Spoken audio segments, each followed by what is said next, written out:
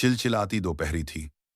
25 वर्षीय आन्या, जो सिर्फ अपनी बाइक लेने के लिए पुलिस स्टेशन आई थी, दो अहंकारी पुलिसकर्मियों के सामने पड़ गई, जो उससे रिश्वत की मांग कर रहे थे। उसे धमकाया गया, डराया गया और आखिरकार उसने एक अप्रत्याशित ताकत से जवाब दिया। आखिर कौन थी आन्या? उस दोपहरी में पुलिस स्टेशन के आंगन में सूरज आग बरसा रहा था। शुष्क हवा में डामर की गंध मिली हुई थी, जिससे हर कदम भारी लग रहा था। आन्या, 25 साल की कसरती बदन और सख्त चेहरे वाली लड़की, अपनी आंखों को चौंध से बचाने के लिए सिकोड़ती हुई गेट से गुजरी। उसकी कनपटियों पर पसीना बह रहा था, लेकिन उसके कदम दृढ़ थे।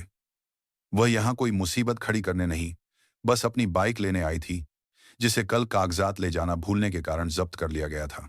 सिर्फ बाइक ही तो लेनी है। फिर भी दिल क्यों धड़क रहा है? उसने खुद को शांत करने की कोशिश करते हुए धीरे से बुदबुदाया। दूर से पुलिस थाना पूर्वी नगर लिखा एक बड़ा बोर्ड समय के साथ थोड़ा धुंधला पड़ गया था। कुछ लोग अपनी बारी के इंतजार में लंबी बेंचों पर बैठे थे, कुछ अपने अधूरे कामों की शिकायत कर रहे थे। आन्या ने एक गहरी सांस ली और मुख्य इमारत के दरवाजे की ओर कदम बढ़ाए। उसके कदम सधे हुए थे, इस सैनपीएन की सैनपीएन, लेकिन उसकी आंखें सतर्क थीं। वह सावधानी से चारों ओर देख रही थी। उसने ऐसी जगहों पर होने वाली जटिल प्रक्रियाओं और बुरे बर्ताव के बारे में सुना था, लेकिन वह पहले से कोई राय नहीं बनाना चाहती थी।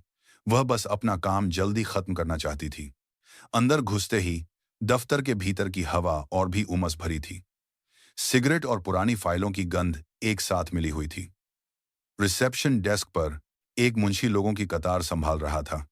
आन्या अपने हाथ में चालान के कागजात वाला लिफाफा पकड़े सीधी खड़ी हो गई। वह जानती थी कि सब कुछ सही तरीके से करना होगा।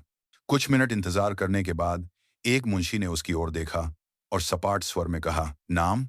आन्या ने जल्दी से जवाब दिया, आन्या। मुझे अपनी बाइक लेनी थी, जो कल जब्त की गई थी। मुंशी ने संक्षेप में सिर हिलाया और पूछा, जुर्माना भर दिया? आन्या ने तुरंत भुगतान की रसीद पेश की। जी, यह रही रसीद। मुंशी ने एक पल के लिए उसकी जांच की और फिर एक कागज पर दस्तखत किए। ठीक है, बाइक पीछे कंपाउंड में है। वहां मालखाने जब्त सामान के इंचार्ज हवलदार राकेश से मिलो, उसने वे कागज वापस देते हुए कहा। आन्या ने कागज लिए और शालीनता से सिर हिलाया। उसने और इंतजार नहीं किया। एक संक्षिप्त धन्यवाद के बाद वह मुड़ी और उस दिन अपना आखिरी काम खत्म करने के लिए दृढ़ कदमों से पिछले आंगन की ओर चल दी।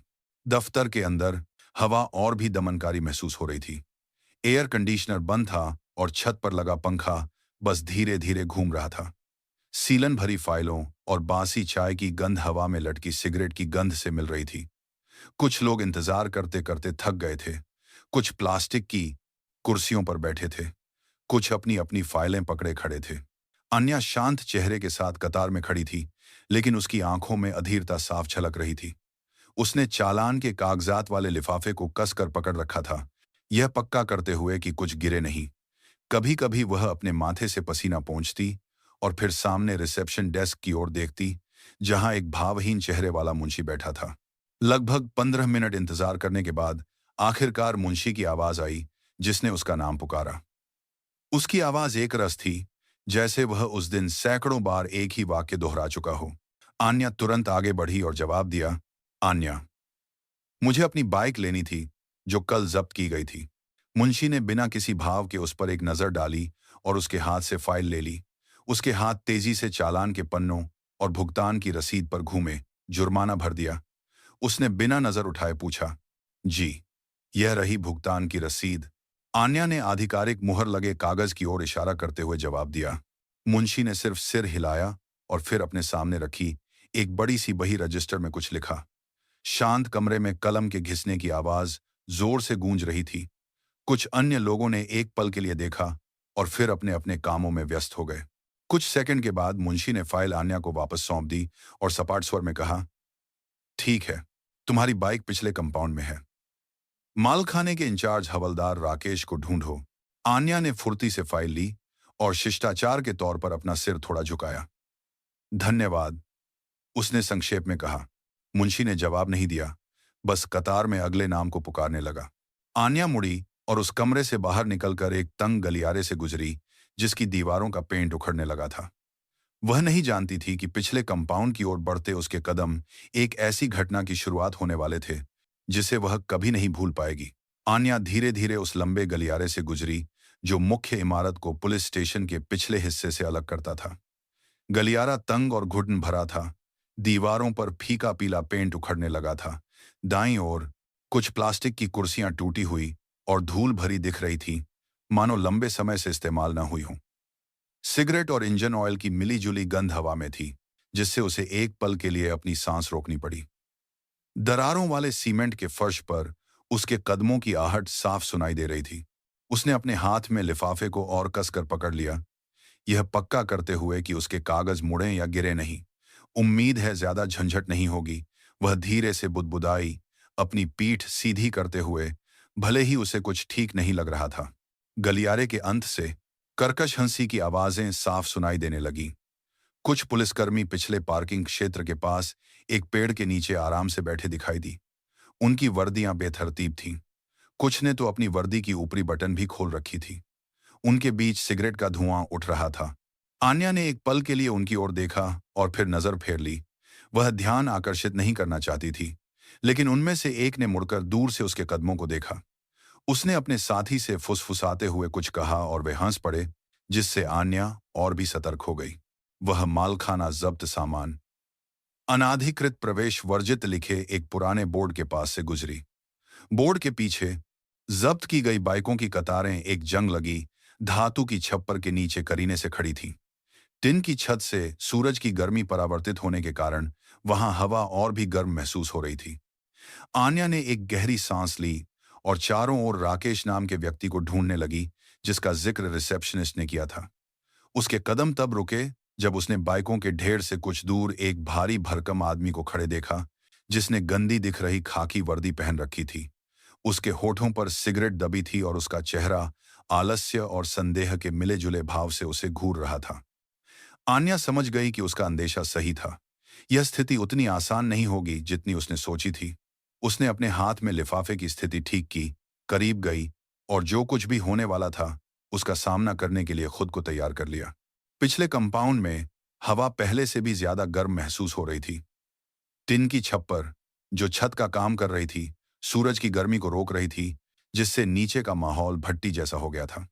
धूल भरी जब्त बाइकों की कतारों के बीच एक बड़ी तोंद वाला आदमी, ढीली ढाली वर्दी और खुले ऊपरी बटन के साथ खड़ा था। उसके होठों पर सिगरेट दबी थी। सिगरेट की राख लगभग फर्श पर गिरने को थी, लेकिन उसे कोई परवाह नहीं थी।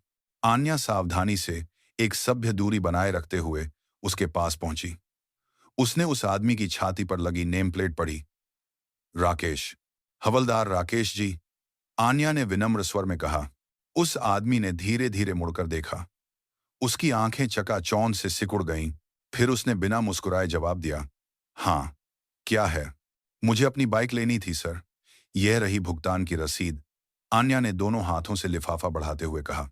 राकेश ने उसे सिर से पांव तक घूरा। उसकी निगाहें स्पष्ट रूप से गैर पेशेवर थीं। उसने लिफाफा लिया, उसे बेतरतीब ढंग से खोला और फिर तिरछी मुस्कान दी। सुंदर हो, लेकिन तुम्हारी बाइक अभी बाहर नहीं जा सकती मैडम। आन्या की भौहें तुरंत तन गईं। क्यों, सर? मैंने जुर्माना भर दिया है और रिसेप्शन पर दस्तखत भी कर दिए हैं। राकेश ने बगल में सिगरेट का धुआं छोड़ा और जवाब दिया, अरे आराम से। अगर जल्दी चाहिए तो सुविधा शुल्क लगेगा। उसकी आवाज सपाट थी, जैसे यह कोई आम बात हो। आन्या ने उसे तीखी नजरों से घूरा। जो उसने अभी सुना उस पर विश्वास नहीं कर पा रही थी। सुविधा शुल्क? उसने पुष्टि करने के लिए पूछा। राकेश व्यंग्यात्मक रूप से मुस्कुराया। उसकी आंखों में चुनौती भरी चमक थी। हाँ मैडम, अपनी बाइक अभी बाहर चाहिए?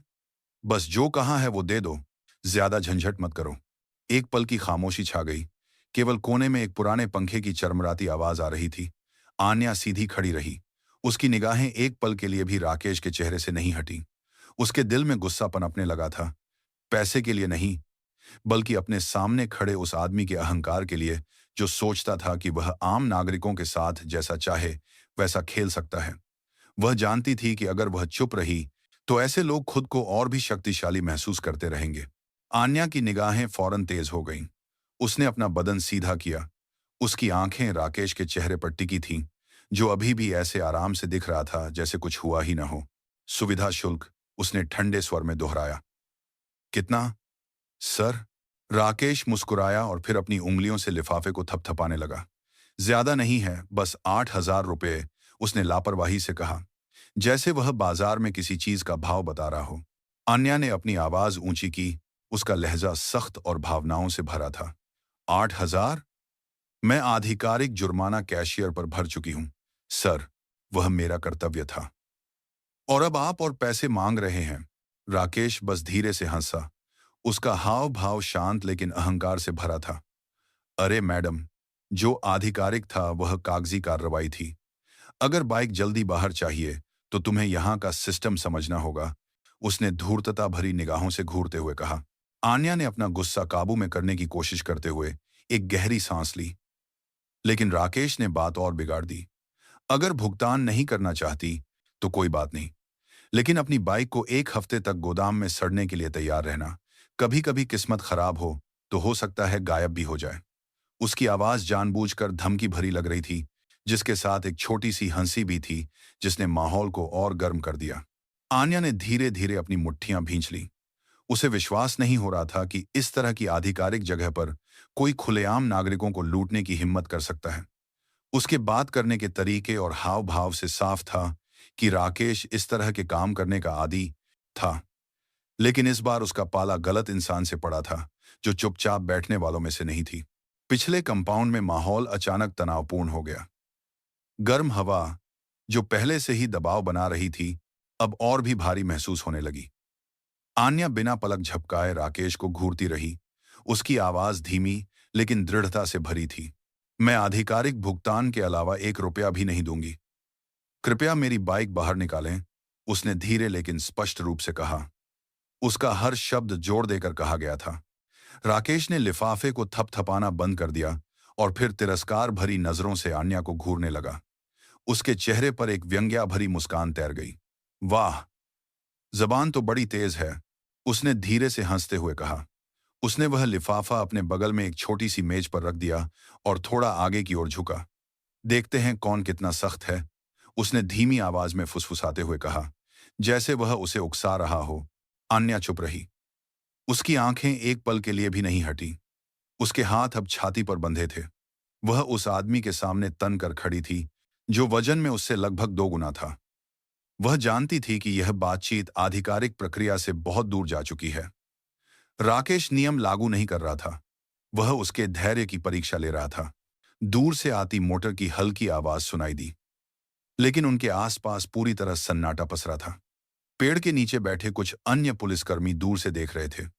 कुछ ने परवाह न करने का नाटक किया, कुछ ये देखने का इंतजार कर रहे थे कि आगे क्या होता है।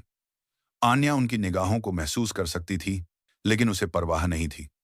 वह बस इतना जानती थी कि वह राकेश जैसे आदमी के सामने एक कदम भी पीछे नहीं हटेगी। आन्या का दृढ़ रवैया देखकर राकेश और भी छिड़ गया, जो जरा भी नहीं डरी थी। एक आलसी भाव से उसने दूर खड़े एक आदमी की ओर हाथ हिलाया। मोहन, उसने जोर से आवाज दी। कंपाउंड के दूसरी ओर से खुरदुरे चेहरे वाला एक हट्टा कट्टा सिपाही उनकी ओर बढ़ने लगा। उसकी वर्दी थोड़ी सिकुड़ी हुई थी और उसके हाथ में एक लाठी थी, जिसे वह कभी कभी अपनी हथेली पर मार रहा था, जिससे पट पट की तेज आवाज आ रही थी, जो माहौल को और तनावपूर्ण बना रही थी। उनके पास पहुंचकर वह आदमी राकेश के बगल में तन कर खड़ा हो गया। उसकी निगाहें तुरंत आन्या पर टिकी, उसे ऊपर से नीचे तक तिरस्कार भरी नजरों से देखते हुए। राकेश ने व्यंग्यात्मक चेहरे के साथ आन्या की ओर इशारा किया। मोहन, यह लड़की आज पुलिस को सिखाएगी, उसने मजाक उड़ाते हुए कहा। कहती है सुविधा शुल्क नहीं देगी, लेकिन बाइक अभी बाहर चाहिए। मोहन ने धीरे से नाक सिकोड़ी, उसके चेहरे पर अधीरता थी। ऐसी लड़कियों की वजह से ही बखेड़ा खड़ा होता है, उसने नीचा दिखाने वाले लहजे में कहा। अगर बात नहीं माननी है, बैंड इज प्रोमोमेंट, तो बस इंतजार करो जब तक तुम्हारी बाइक गोदाम में धूल न फांक ले। 1 महीना भी लग सकता है। उसने राकेश के कंधे को धीरे से थपथपाया और फिर चुनौती भरी मुस्कान के साथ आन्या को घूरा। मैडम, बेहतर है मान जाओ, खुद के लिए मुश्किल मत खड़ी करो। आन्या अपनी जगह पर बिना हिले डुले खड़ी रही। उसकी निगाहें अब राकेश से हटकर मोहन पर टिक गईं। 2 भारी भरकम आदमी जो स्पष्ट रूप से उस पर मानसिक दबाव बनाने की कोशिश कर रहे थे। लेकिन उसके चेहरे के भाव सपाट रहे। उसकी आंखों में डर का कोई निशान नहीं था। वह जानती थी कि ये दोनों कानून के रखवाले नहीं, बल्कि दो ऐसे भ्रष्ट लोग थे जो अपने पद का इस्तेमाल छोटे लोगों को दबाने के लिए कर रहे थे। और इस बार उन्होंने गलत दुश्मन चुन लिया था। वे दोनों आदमी अब और करीब आकर खड़े हो गए, अन्या को अपने बीच घेरते हुए। राकेश और मोहन के बड़े शरीरों ने उसके चेहरे पर पड़ रही तेज धूप को रोक दिया, जिससे एक लंबी छाया बन गई। राकेश ने अपनी तिरछी मुस्कान के साथ घूरा। सिगरेट अभी भी उसके होठों के कोने में दबी थी। सुंदर है, लेकिन अकल नहीं है, उसने धीरे से लेकिन अपमानजनक लहजे में कहा। वह उसे डराने के इरादे से आधा कदम और करीब आया। मोहन ने भी ऊंची आवाज में साथ दिया। अरे, पैसे दे दो। 8,000 तुम्हारे जैसे लोगों के लिए छोटी रकम है। उसने अपनी लाठी को फर्श पर ठोका। पट-पट की आवाज खाली कंपाउंड में गूंज उठी। झंझट करने से अच्छा है मान जाओ। हम तुम्हारी बाइक जल्दी निकलवाने में मदद कर देंगे। ओफिन हम आज का माहम, उसने ऐसे लहजे में कहा मानो कोई बड़ा एहसान कर रहा हो। आन्या 1 इंच भी पीछे नहीं हटी। उसकी आंखें अब ठंडी हो गई थीं। बिना किसी झिझके वह दोनों को बारी बारी से घूर रही थी। मैं रिश्वतखोरों को पैसे नहीं देती, उसने दृढ़ता से कहा। उसकी आवाज सपाट थी, लेकिन स्पष्ट रूप से चुभने वाली थी। उसकी दोनों मुट्ठियां उसके शरीर के किनारों पर कस गईं। उसकी कलाई की नसें तनने लगी थीं। राकेश धीरे से हंसा। उसकी आवाज भारी और मजाक उड़ाने वाली थी। हे, बातें तो ऐसे कर रही हो जैसे बहुत ताकतवर हो, लेकिन यकीन मानो मैडम, यहां तुम्हारी नहीं चलती। मोहन अपनी स्थिति को थोड़ा पीछे खिसकाते हुए मुस्कुराया, बाहर निकलने का रास्ता बंद करने के लिए तैयार। आन्या को एहसास हो गया था कि स्थिति बदल रही है। वे अब सिर्फ पैसे की बात नहीं कर रहे थे। यह अब सत्ता और आम नागरिक के उत्पीड़न का मामला था। लेकिन आन्या के लिए डर कोई विकल्प नहीं था। पिछले कंपाउंड में माहौल बेहद तनावपूर्ण था। पुराने पंखे की चरमराती आवाज और सीमेंट के फर्श पर जूतों की रगड़ के अलावा कोई और आवाज नहीं थी। आन्या अपने सामने खड़े दो वर्दीधारी लोगों को घूरती हुई तन कर खड़ी थी, जो अब उस पर और अधिक दबाव बनाने की हिम्मत कर रहे थे। वह आधा कदम आगे बढ़ी। अब उसकी और राकेश की दूरी बस 1 मीटर थी। उसका चेहरा नहीं बदला, शांत लेकिन दृढ़ता से भरा। एक सख्त और ठंडे लहजे में उसने कहा, मैं यहां तमीज से आई थी, लेकिन अगर आप लोग गंदगी फैलाएंगे तो मैं चुप नहीं बैठूंगी। उसकी आवाज धीमी लेकिन दृढ़ थी, जिससे दूर बैठे कुछ अन्य पुलिसकर्मियों का ध्यान भी खिंच गया। राकेश ने उसे वापस घूरा, चेहरे पर वही व्यंग्या भरी मुस्कान। वह जोर से ठहाका लगाकर हंसा। उसकी आवाज जोरदार और चुनौतीपूर्ण थी। हाँ, क्या करोगी तुम? रिपोर्ट करोगी? उसने अपनी छाती ठोकते हुए कहा। हम पुलिस हैं, किससे शिकायत करोगी? आखिर में मामला हमारे पास ही आएगा। उसकी बातों में अहंकार भरा था, जैसे उसका पद उसे हर अंजाम से बचाता हो। उसने मोहन की ओर देखा और वे दोनों हंस पड़े। स्थिति का मजा ले रहे थे, जैसे वे किसी असहाय को परेशान कर रहे हों। लेकिन आन्या ने डर का कोई संकेत नहीं दिखाया। वह अपनी जगह पर खड़ी रही। उसकी निगाहें सीधी और तीखी थीं। ठंडे और दृढ़ लहजे में उसने जवाब दिया, मुझे रिपोर्ट करने की जरूरत नहीं है। उसने अपनी आवाज थोड़ी धीमी की, लेकिन हर शब्द तेज और स्पष्ट था। मैं यही हिसाब बराबर कर सकती हूं। इस वाक्य ने उनकी हंसी को धीरे धीरे रोक दिया। राकेश का चेहरा, जो पहले आत्मविश्वास से भरा था, बदलने लगा, जबकि उसके बगल में खड़ा मोहन भ्रमित भाव से घूर रहा था। उन्हें उम्मीद नहीं थी कि उनके सामने खड़ी यह लड़की इस तरह बोलने की हिम्मत करेगी। कुछ पल बहुत लंबे लगे। गर्म हवा का दबाव और बढ़ गया और उनके बीच तनाव और गहरा गया। आन्या पीछे नहीं हटी, न ही उसने नजरें फेरी और न ही कोई झिझक दिखाई। उसकी आंखें तेज थीं, जैसे वह अपने दोनों विरोधियों का आकलन कर रही हो, उनकी कमजोरी ढूंढ रही हो। राकेश ने धीरे से थूक निगला, उस झुंझलाहट को दबाने की कोशिश करते हुए, जो उसे दूर से देख रहे अन्य सिपाहियों के सामने शर्मिंदा होने के कारण महसूस हो रही थी। उसने शांत रहने की कोशिश की, लेकिन उसकी आवाज अब खुरदरी हो गई थी। ठीक है, अगर तुम सीधी उंगली से घी नहीं निकालना चाहती, उसने धीरे से लेकिन गुस्से को दबाते हुए कहा, हम देखते हैं तुम में कितनी ताकत है। मोहन भी तीखी नजरों से घूरने लगा।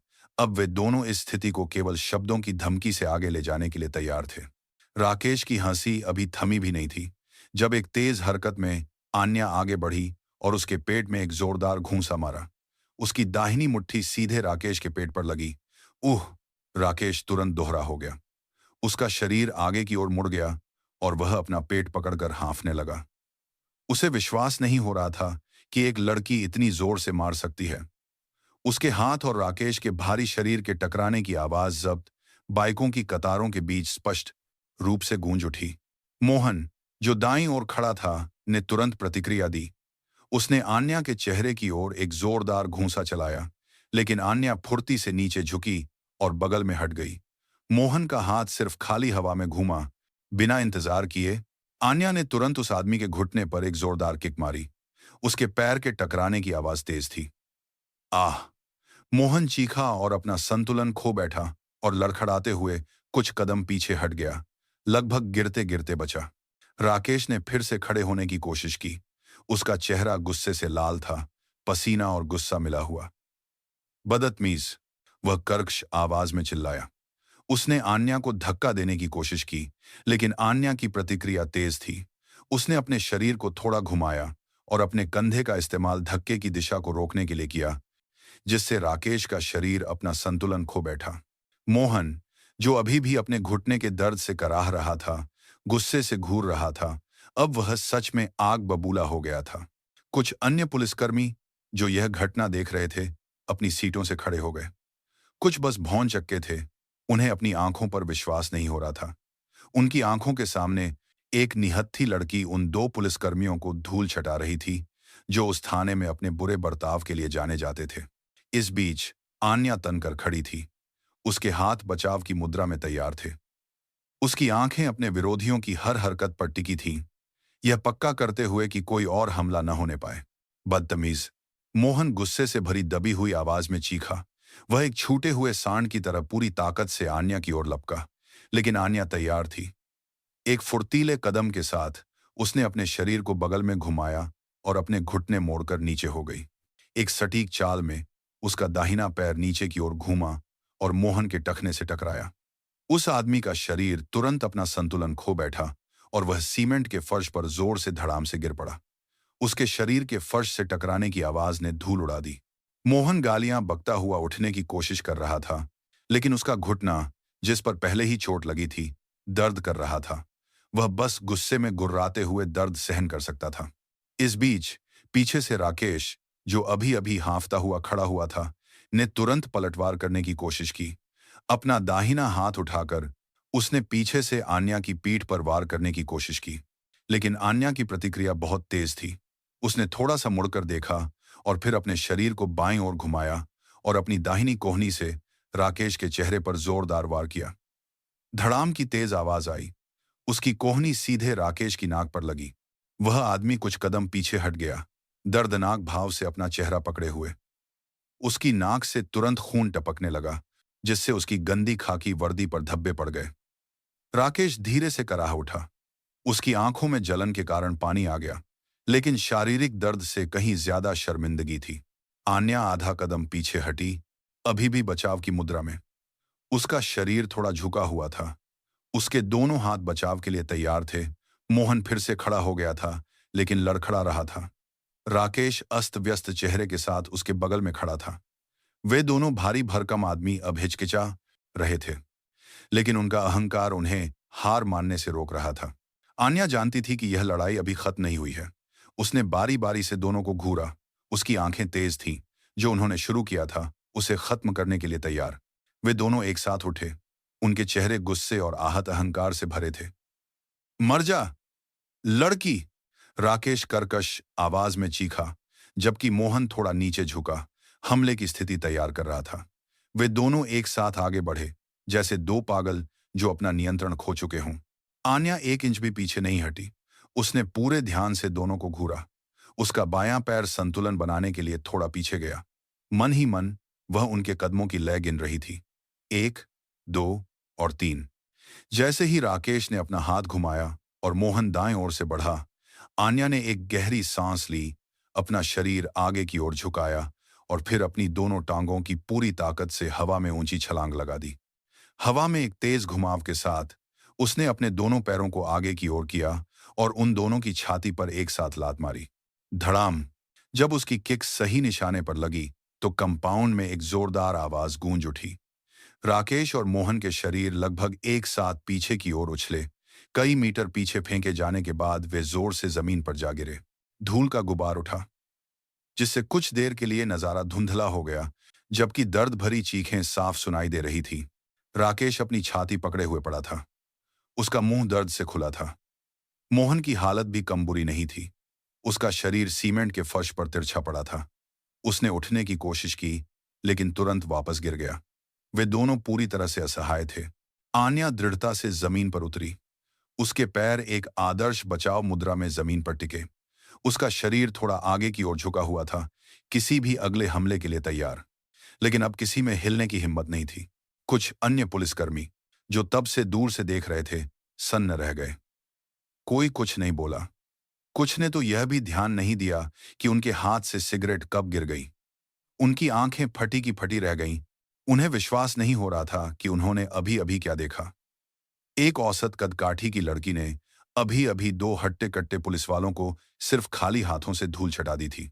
कंपाउंड में सन्नाटा छा गया। केवल आन्या के धीमे कदमों की आहट सुनाई दे रही थी, जो अब उन दो शरीरों के पास जा रही थी, जो चिलचिलाती धूप में असहाय पड़े थे। पुलिस स्टेशन का पिछला कंपाउंड पूरी तरह से शांत हो गया। न कोई मजाक उड़ाने की आवाज थी, न ही कुछ मिनट पहले जैसी कर्कशी। धूल अभी भी हवा में लटकी हुई थी और उसके बीच आन्या तनकर खड़ी थी। उसके शरीर पर थोड़ा पसीना था, लेकिन उसकी सांसें स्थिर थीं। उसकी आंखें उन दो वर्दीधारी लोगों को घूर रही थीं, जो अब जमीन पर चित पड़े थे। उनके बीच हवा में नोडे बात करते हैं, शरीर गंदे और धूल भरे थे। राकेश की नाक से खून बहता दिख रहा था, जबकि मोहन अभी भी भारी सांसें लेता हुआ पड़ा था। कुछ पुलिसकर्मी, जो तब से दूर से देख रहे थे, भ्रमित और तनावग्रस्त चेहरों के साथ एक दूसरे को देख रहे थे। किसी में भी पास आने की हिम्मत नहीं थी। उनमें से एक ने धीरे से फुसफुसाया, कसम से, वह एक लड़की है। उसकी आवाज बमुश्किल सुनाई दे रही थी, लेकिन दूसरों को थूक निगलने पर मजबूर करने के लिए काफी थी। उसके बगल में एक युवा सिपाही ने बस धीरे से सिर हिलाया। वह अभी भी अपने दो वरिष्ठों को सबके सामने पिटते देख स्तब्ध था। आन्या ने कुछ नहीं कहा। वह बस कंपाउंड के बीच में तनकर खड़ी थी। उसके हाथ धीरे धीरे बचाव की मुद्रा से नीचे आए। उसकी सांसें नियमित थीं। उसकी आंखों में अभी भी वही तीखापन और नियंत्रण था। उसके चेहरे पर न तो गर्व था और न ही डर। वह बस ये पक्का कर रही थी कि जिन दो लोगों ने उसे लूटने की कोशिश की थी, वे सच में दोबारा हिलने की हालत में नहीं हैं। राकेश दर्द से कराह रहा था, कुछ कहने की कोशिश कर रहा था, लेकिन उसकी आवाज सिर्फ एक कमजोर सिसकारी बनकर रह गई। उनके चारों ओर माहौल और भी बोझिल हो गया। कुछ अन्य सदस्य व्यस्त होने का नाटक करने लगे। कुछ ने बस सिर झुका लिया। वे जानते थे कि जो अभी हुआ वह सिर्फ एक लड़ाई नहीं थी। यह उन भ्रष्ट लोगों के मुंह पर एक जोरदार तमाचा था, जो खुद को कानून से ऊपर समझते थे। आन्या ने एक पल के लिए उन्हें घूरा और फिर जमीन पर पड़े दोनों शरीरों की ओर देखा। खामोशी में ही उसने बिना एक शब्द कहे एक बड़ा बयान दे दिया था। कुछ सेकंड की खामोशी अभी भी उस पिछले कंपाउंड में भारी महसूस हो रही थी। फिर पीछे की कतार से एक युवा सिपाही, जो तब से यह सब देख रहा था, आखिरकार धीमी आवाज में बोला, लेकिन इतनी स्पष्ट कि उसके साथियों ने सुन लिया, मैं उसे जानता हूं। उसने कंपाउंड के बीच में तन कर खड़ी लड़की की ओर इशारा करते हुए कहा, वह नेशनल मॉय थाई एथलीट है। यह सुनते ही कुछ अन्य पुलिसकर्मी हैरानी और अविश्वास के भाव से एक दूसरे को देखने लगे। सच में? उनमें से एक ने पूछा। युवा सिपाही ने तेजी से सिर हिलाया। मैंने उसे पिछले साल दिल्ली में चैंपियनशिप के दौरान देखा था। उसका नाम आन्या है। वह 60 किलो वर्ग की चैंपियन है। जब वह लड़ना शुरू करती है तो बहुत खतरनाक हो जाती है। इस वाक्य ने जैसे सब कुछ समझा दिया हो। तुरंत ही माहौल पूरी तरह बदल गया। जो पुलिसकर्मी पहले आराम से तमाशा देख रहे थे, उनके चेहरों पर अब हैरानी और प्रशंसा के मिले जुले भाव थे। उनके चेहरे अब सख्त हो गए थे। न कोई हंसी थी, न कोई भद्दी टिप्पणी। उन्हें एहसास हो गया था कि जिस लड़की ने अभी अभी उनके दो साथियों को धूल चटाई, वह कोई आम लड़की नहीं थी। राकेश और मोहन अभी भी जमीन पर कराह रहे थे, उठने की कोशिश कर रहे थे, लेकिन नाकाम। पसीना और धूल उनकी वर्दी पर चिपके हुए थे। उनके चेहरे लाल और अस्त व्यस्त थे, लेकिन शारीरिक चोट से ज्यादा दर्द उस शर्मिंदगी का था जो अब उनकी छाती पर भारी दबाव डाल रही थी। आन्या वहां बिना कुछ कहे खड़ी रही। उसने बस एक पल के लिए उन दोनों आदमियों की ओर देखा और फिर नजर फेर ली। उसे यह बताने की जरूरत नहीं थी कि वह कौन है। उस जगह मौजूद हर कोई अब जान चुका था कि उसने जो किया वह सिर्फ गुस्सा नहीं था, यह एक चेतावनी थी। और उन दो भ्रष्ट लोगों के लिए जो अपनी मनमानी करने के आदी थे, वह दिन उनके करियर का सबसे शर्मनाक पल बन गया।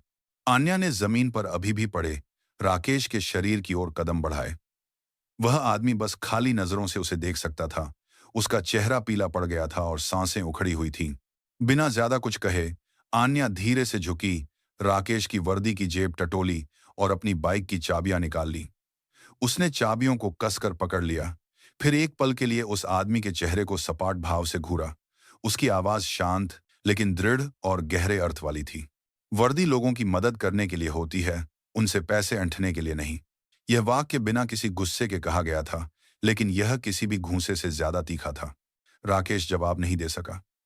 उसने बस सबके सामने शर्म और दर्द से अपना सिर झुका लिया। दूसरी तरफ पड़ा मोहन भी एक शब्द नहीं बोला, बस खाली नजरों से जमीन को घूरता रहा। यह सब देख रहे अन्य पुलिसकर्मी चुपचाप खड़े रहे। उन्हें समझ नहीं आ रहा था कि क्या प्रतिक्रिया दें। कुछ ने सिर झुका लिया, बेनदारी में बात डांस, बेनदारी में कुछ व्यस्त होने का नाटक करने लगे। लेकिन उन सब की निगाहों में एक ही भाव था, प्रशंसा और भय का मिश्रण। आन्या तन कर खड़ी हुई, धीरे से सांस छोड़ी और फिर जब्त की गई बाइकों के ढेर की ओर मुड़ी। वह धीरे धीरे अपनी बाइक की ओर बढ़ी। उसका शरीर अभी भी तना हुआ था, भले ही उसके कपड़े अब धूल भरे हो गए थे। उसके हर कदम की आहट उस खामोशी में साफ सुनाई दे रही थी जिसने अभी भी कंपाउंड को घेर रखा था। किसी ने भी उसका रास्ता रोकने की हिम्मत नहीं की। गेट के पास पहुंचकर आन्या एक पल के लिए रुकी और आखिरी बार उस कंपाउंड की ओर देखा। सबकी निगाहें अभी भी उसी पर टिकी थी। कुछ में प्रशंसा थी, कुछ में डर। बिना दोबारा मुड़े उसने अपनी बाइक स्टार्ट की और उस जगह से निकल गई। उस गर्म दोपहरी में उसके बाइक के इंजन की आवाज ही एकमात्र आवाज थी। वह अपने पीछे दो भ्रष्ट लोगों को जमीन पर पड़ा और वहां मौजूद हर किसी के लिए एक बड़ी सीख छोड़कर चली गई। किसी ऐसे इंसान को कभी कम मत समझो जो नेक इरादे से आया हो। मुख्य इमारत की दूसरी मंजिल की बालकनी से एक एसीपी आग पर रैंक के पुलिस अधिकारी लोहे की रेलिंग पर हाथ टिकाए तन कर खड़े थे। उनकी आंखें नीचे कंपाउंड की ओर तीखी नजरों से देख रही थीं। उन्होंने शुरुआत से ही पूरी घटना देखी थी, छोटी सी बहस से लेकर एक युवा लड़की द्वारा अपने दो आदमियों को जमीन पर पटकते देखने तक। उनका चेहरा सपाट था, लेकिन उनकी आंखों में गहरी निराशा झलक रही थी। उन्हें यह पूछने की जरूरत नहीं थी कि वास्तव में क्या हुआ था। जो उन्होंने खुद देखा था उससे सब कुछ साफ था। आन्या के अपनी बाइक से आंगन छोड़ने के कुछ मिनट बाद उस अधिकारी ने एक गहरी सांस ली, पीछे मुड़े और धीमे लेकिन दृढ़ कदमों से सीढ़ियां उतरने लगे। सीढ़ियों पर उनके जूतों की तेज आवाज ने कुछ अन्य सदस्यों का ध्यान खींचा, जिन्होंने तुरंत अजीब ढंग से उन्हें सलाम किया। उनके नीचे पहुंचते ही माहौल तुरंत शांत हो गया। किसी ने पहले बोलने की हिम्मत नहीं की। अधिकारी कंपाउंड के बीच में जमीन पर अभी भी कमजोर बैठे दो वर्दीधारियों के ठीक सामने आकर रुके। जब उन्होंने आखिरकार मुंह खोला तो उनकी आवाज भारी और सख्त थी। ये दो कौन हैं? उन्होंने बिना किसी भावना के खुद खरी एंडल एंडल डी एंटेड ठंडे स्वर में पूछा। आसपास खड़े सभी लोग बस एक दूसरे को देखते रहे। किसी में जवाब देने की हिम्मत नहीं थी। कुछ सेकंड के बाद एक युवा सिपाही ने कांपती आवाज में जवाब दिया, हवलदार राकेश और सिपाही मोहन, सर। वे वे चालान के पैसे। एसीपी ने उन्हें बिना कुछ कहे देर तक घूरा। उनकी निगाहें तीखी और मूल्यांकनात्मक थीं। इनके नाम नोट करो, उन्होंने आखिरकार धीमी लेकिन दृढ़ आवाज में कहा। उन्होंने सीधे अपने उस मातहत को देखा जिसने एक नोटपैड पकड़ रखा था। आज शाम तक विजिलेंस को रिपोर्ट तैयार करो। कुछ भी छिपाया नहीं जाना चाहिए। किसी ने जवाब नहीं दिया, बस आज्ञाकारिता के संकेत के रूप में धीमा सिर हिलाया। माहौल बहुत भारी महसूस हो रहा था। पहली बार उस कंपाउंड में मौजूद हर किसी को एहसास हुआ कि राकेश और मोहन की हरकत सिर्फ एक छोटा मोटा उल्लंघन नहीं थी। उन्होंने अभी अभी अपने खुद के कमांडर की आंखों के सामने पूरे विभाग को शर्मिंदा किया था। अगले दिन उस पुलिस स्टेशन का माहौल पूरी तरह बदल गया। सुबह का 1 घंटा ही बीता था कि कुछ सदस्यों ने घबराए हुए चेहरों के साथ अपने मोबाइल फोन की स्क्रीन एक दूसरे को दिखानी शुरू कर दी। पिछले कंपाउंड में हुई लड़ाई का 2 मिनट का एक वीडियो। इसमें साफ दिख रहा था कि कैसे राकेश और मोहन आन्या पर दबाव बनाने की कोशिश कर रहे थे, अतिरिक्त पैसे मांग रहे थे, और फिर कैसे उन्हें घूंसे और लात मारकर गिरा दिया गया। यह रिकॉर्डिंग चुपके से एक नागरिक ने की थी, जो संयोग से उस समय दफ्तर में वाहन के कागजात का काम करवा रहा था। कुछ ही घंटों में वह वीडियो सोशल मीडिया पर वायरल हो गया। जनता की टिप्पणियों की बाढ़ आ गई। हजारों नेटिजन्स ने विभिन्न प्रतिक्रियाओं के साथ पोस्ट को भर दिया। बहादुर लड़की, एक अकाउंट ने लिखा। एक और टिप्पणी आई। आखिरकार किसी ने अपनी मनमानी करने वाले भ्रष्ट पुलिस वालों का मुकाबला करने की हिम्मत दिखाई। कुछ ने पुलिस के आधिकारिक अकाउंट को टैग करते हुए लिखा, कृपया इस मामले को दबाया न जाए, दोषियों पर सख्त कार्रवाई करें। आन्या का नाम अचानक राष्ट्रीय चर्चा का विषय बन गया, हालांकि उसका इरादा कभी भी ध्यान आकर्षित करने का नहीं था।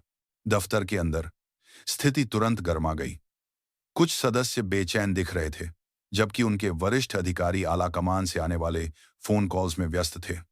तुम लोग देख रहे हो, आज सुबह सभी मीडिया ने इसे उठा लिया है, एक युवा अधिकारी ने मेज थपथपाते हुए कहा। राकेश और मोहन, जो कल की घटना के बाद से ड्यूटी पर नहीं थे, अब आंतरिक जांच कक्ष में बैठे थे। उनके चेहरे तनावग्रस्त और पीले थे। वे जानते थे कि कल की घटना को अब और नहीं छिपाया जा सकता। दोपहर तक विजिलेंस डिपार्टमेंट के लोगों वाली एक गाड़ी स्टेशन के आंगन में पहुंची। गंभीर चेहरों वाले काली वर्दी पहने कुछ अधिकारी फाइलें और दस्तावेजी कैमरे लेकर बाहर निकले। ड्यूटी पर मौजूद अधिकारी ने घबराते हुए उनका स्वागत किया। हमें सीधे एसीपी साहब से रिपोर्ट मिली है, एक विजिलेंस अधिकारी ने दृढ़ता से कहा। आज से राकेश और मोहन के खिलाफ जांच हम अपने हाथ में लेते हैं। एक पल में उस स्टेशन का माहौल एक आधिकारिक जांच क्षेत्र में बदल गया। सबकी निगाहें उन दो नामों पर टिकी थीं, जो अब अपने विभाग के लिए शर्मिंदगी का प्रतीक बन गए थे। उस दोपहर आंतरिक अनुशासनिक सुनवाई कक्ष, इंटरनल डिसिप्लिनरी हियरिंग, उदासी भरे माहौल से भरा था। सामने की मेज पर 3 वरिष्ठ अधिकारी गंभीर चेहरों के साथ अपनी पूरी वर्दी में बैठे थे। कमरे के दूसरी ओर राकेश और मोहन सिर झुकाए सुस्त बैठे थे। उनकी खाकी वर्दी से उनके रैंक पद हटा दिए गए थे और वे बस सादी कमीज पहने थे। दोनों के चेहरे थके हुए, आंखें खाली और त्वचा पीली पड़ी थी, जैसे वे दिशाहीन हो गए हों। वे अब वैसे नहीं दिख रहे थे जैसे वे कल पिछले कंपाउंड में खुद को शक्तिशाली समझ रहे थे। अब वे बस अपराधी थे, जिन्हें अपने कर्मों का फल भुगतना था। सुनवाई की अध्यक्षता कर रहे अधिकारी ने अपने सामने रखी मोटी फाइल खोली और फिर शांत लेकिन दृढ़ स्वर में बोलना शुरू किया। वीडियो फुटेज के सबूतों, गवाहों की रिपोर्टों और विजिलेंस जांच के नतीजों के आधार पर उन्होंने जोर से कहा, राकेश और मोहन नाम के 2 सदस्यों को अवैध वसूली, रिश्वत करने और पुलिस आचार संहिता का गंभीर उल्लंघन करने का दोषी पाया गया है। वे एक पल के लिए रुके, दोनों को तीखी नजरों से घूरते हुए। तुम्हारे कामों ने न केवल नागरिकों को नुकसान पहुंचाया है, बल्कि जनता के सामने संस्था को भी शर्मिंदा किया है।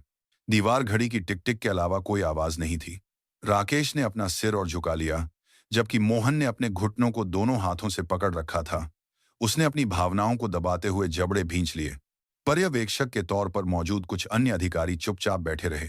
किसी ने बोलने की हिम्मत नहीं की। सुनवाई कक्ष का माहौल जैसे सब पर दबाव डाल रहा था। वहां मौजूद हर किसी को लालच के गंभीर परिणामों का एहसास करा रहा था। अध्यक्षता कर रहे अधिकारी ने धीरे धीरे अपनी फाइल बंद की और फिर अंतिम स्वर में कहा, अनुशासनिक समिति का फैसला, दोनों सदस्यों को दोषी पाया जाता है और उन्हें बेइज्जती के साथ सेवा से बर्खास्त, डिसऑनरेबली डिस्चार्ज किया जाता है।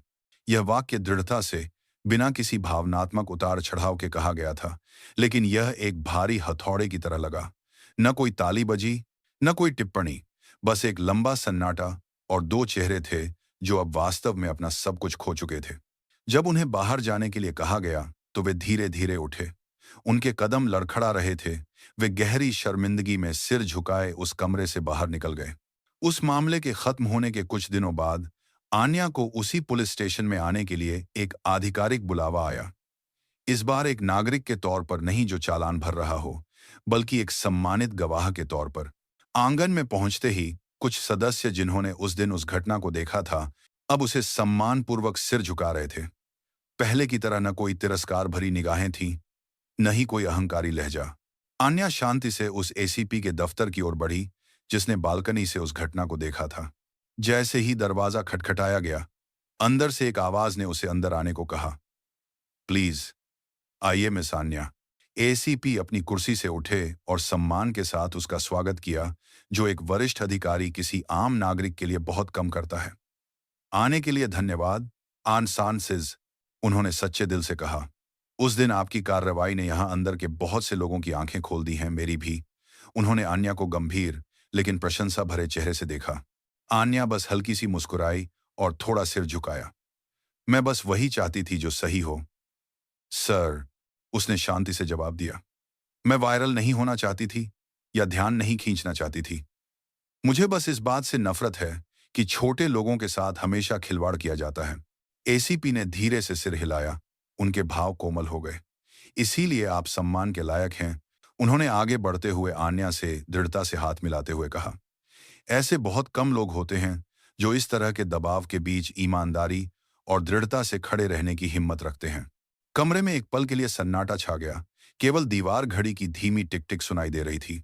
एसीपी ने फिर कहा, अगर सभी नागरिक आपके जैसे बहादुर हो जाएं और हमारे सभी सदस्य वैसी ही अनुशासन का पालन करें जैसा उन्हें करना चाहिए, तो यह देश निश्चित रूप से बेहतर होगा। आन्या ने जवाब नहीं दिया, बस धीरे से सिर हिलाया। वह जानती थी कि कल की उसकी लड़ाई सिर्फ एक बाइक के लिए नहीं थी, बल्कि आत्मसम्मान और न्याय के लिए थी। थोड़ी देर बात करने के बाद उसने जाने की इजाजत मांगी। कमरे से बाहर निकलने से पहले एसीपी ने धीरे से कहा, हमेशा ऐसी ही रहिएगा मिस आन्या, किसी को भी अपनी हिम्मत बदलने मत दीजिएगा। आन्या ने एक पल के लिए उन्हें देखा और फिर संक्षेप में जवाब दिया, जी सर। उसके बाद वह शांत कदमों से कमरे से बाहर निकल गई, उस स्टेशन के हर किसी पर एक मजबूत छाप छोड़ गई। अब आन्या की जिंदगी धीरे धीरे अपनी पुरानी लय में लौट रही थी। न कोई कैमरे की चकाचौंध थी, न ही जनता में उसकी कोई चर्चा। हर सुबह वह जल्दी उठती, अपने बालों को करीने से बांधती और फिर अपने लाल रंग के बॉक्सिंग ग्लव्स पहनती, जो किनारों से थोड़े फीके पड़ गए थे। वह अपने छोटे से जिम अखाड़े की ओर चलती।